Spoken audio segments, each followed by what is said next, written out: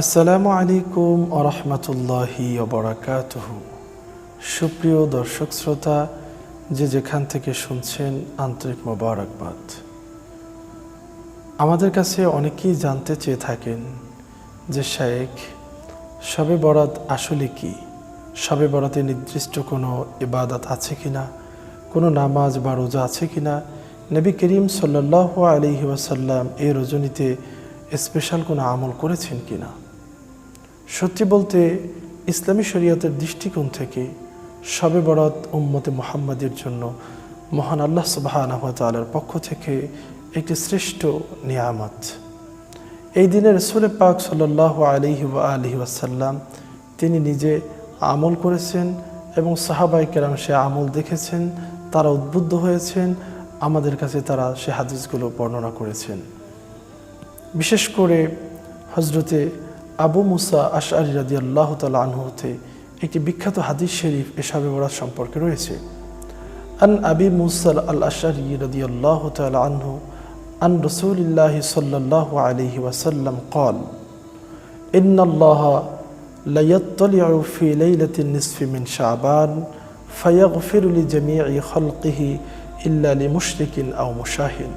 প্রখ্যাত সাহাবী হযরত আবু মুসা আশআরী রাদিয়াল্লাহু তাআলা হতে বর্ণিত, তিনি বলেন, রাসূল পাক সাল্লাল্লাহু আলাইহি ওয়াসাল্লাম ইরশাদ করেছেন, নিশ্চয়ই আল্লাহ সুবহানাহু ওয়া তাআলা শাবান মাসের মধ্য রজনীতে অর্থাৎ শবে বরাতের রাতে তিনি সমস্ত পৃথিবীর দিকে রহমতের দৃষ্টি দিয়ে তাকান এবং তার সমস্ত সৃষ্টি জগৎকে তিনি ক্ষমা করে দেন, মাফ করে দেন, একমাত্র দুই প্রকার মানুষ ব্যতীত। এক প্রকার হচ্ছে ইল্লা লিমুশরিকিন আও মুশাহিন, অর্থাৎ যারা আল্লাহ তাআলার সঙ্গে অন্য কাউকে শরীক সাব্যস্ত করে, আর দ্বিতীয় প্রকার হচ্ছে যারা অন্যের প্রতি হিংসা বিদ্বেষ অন্তরে ধারণ করে। এই দুটি অত্যন্ত বড় ধরনের ভয়াবহ গুনাহ। আল্লাহ তাআলা এই দুই ধরনের ব্যক্তিদেরকে মাফ করেন না। এছাড়া পবিত্র শবে বরাতের রাতে আল্লাহ সুবহানাহু ওয়া তাআলা তার সমস্ত সৃষ্টি জগৎকে মাফ করে দেন। সুবহানাল্লাহ।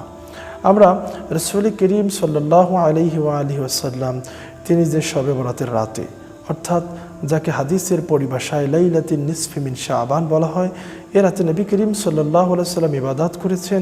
আমরা আম্মাজান আয়েশা রাদিয়াল্লাহু তাআলা আনহার হাদিস থেকেও জানতে পারি। একদিন আম্মাজান আয়েশা রাদিয়াল্লাহু তাআলা আনহা মধ্যরাতে ঘুম থেকে উঠে দেখেন যে রাসূল পাক সাল্লাল্লাহু আলাইহি ওয়াসাল্লাম তার ঘরের মধ্যে নেই। তিনি চিন্তিত হয়ে পড়লেন এবং রাসূল পাক সাল্লাল্লাহু আলাইহি ওয়াসাল্লামকে খুঁজতে বের হয়ে গেলেন।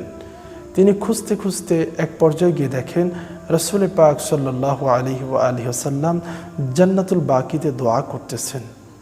আম্মাজান আয়েশা রাদিয়াল্লাহু তাআলা আনহা বললেন, ইয়া রাসূলুল্লাহ, আমি তো আপনাকে খুঁজতেছিলাম। রাসূল পাক সাল্লাল্লাহু আলাইহি ওয়াসাল্লাম বলেন, আয়েশা, তুমি কি মনে করেছো যে আল্লাহ এবং তার রাসূল তোমার হক নষ্ট করবেন? আম্মাজান আয়েশা বলেন, ইয়া রাসূলুল্লাহ, আমি ভেবেছিলাম আপনি হয়তো অন্য কোনো স্ত্রীর ঘরে গিয়েছেন। প্রতি উত্তরে রাসূল পাক সাল্লাল্লাহু আলাইহি ওয়াসাল্লাম বলেছেন যে, আয়েশা, তুমি কি জানো না আজকে রাত্রি কোন রাত? আজকে রাতটি হচ্ছে লাইলাতুন নিসফি মিন শাবান, অর্থাৎ শাবান মাসের মধ্য রজনী, অর্থাৎ 14 তারিখ দিবাগত রাত্র, 15 তারিখের যে রাত্রটা, এটা হচ্ছে সেই রাত যাকে আমরা শবে বরাত বা লাইলাতুল বরাত বা ভাগ্য রজনী বলে থাকি। রাসূল পাক সাল্লাল্লাহু আলাইহি ওয়াসাল্লাম আরও ইরশাদ করেন উক্ত হাদিসে কারীমার মধ্যে যে, হে আয়েশা, আল্লাহ তাআলা এই রাত্রে বনু কালব গোত্রের সমস্ত বকরির যে পশম রয়েছে সেই পরিমাণ মানুষকে আল্লাহ তাআলা মাফ করে দেয়। সুবহানাল্লাহ।